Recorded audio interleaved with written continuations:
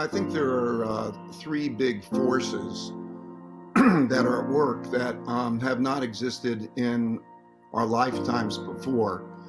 And they are a long-term debt cycle, and we've reached the part of that cycle where interest rates are at zero and monetary policy is a major driver. What this looks like in a world where we're going to print a lot of money, monetize debt, and so on.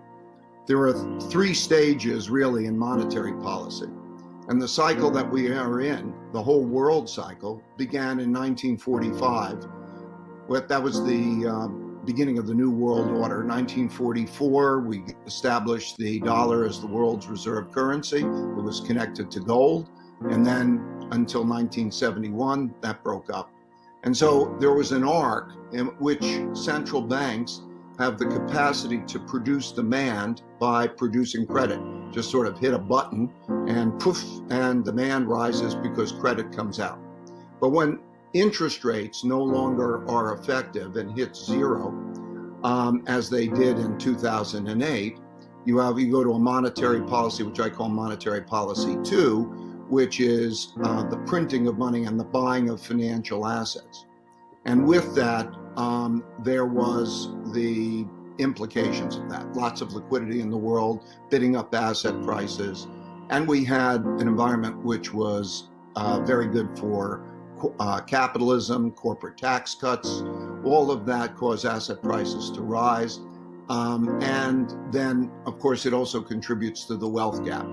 So this first influence, monetary policy, which I hope we'll talk about, the long-term debt cycle and monetary policy, is an overarching influence. It's important to understand where we are in that cycle. Related to that cycle is also the wealth gap cycle, periods of prosperity that occur after wars, during periods of peace. There are periods of peace because there's a dominant power that no one wants to fight, and you have a prosperous period. And during those periods, there's a lot of development of credit, a lot of also expansion of prosperity and so on, technology development, and that creates wealth gaps. And those wealth gaps, and then along with those wealth gaps, values gaps and political gaps develop. So our wealth gap is now the largest since the 1930s.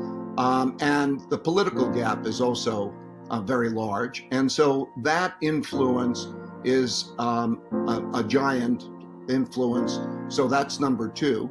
And then number three, as the major influence, is the rise of a great power to challenge the existing world leadership of the United States. And these cycles have happened over periods of time. That competition, that wars of various types, trade wars and the like, is another factor. So those factors are in place and were in place before we had the coronavirus.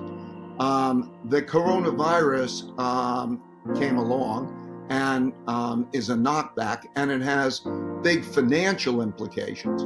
But so I think those are the three factors. And now when we look at monetary policy, I'd like to get into what that means, what the value of money is, and how that affects the markets and the currencies that we're now dealing with.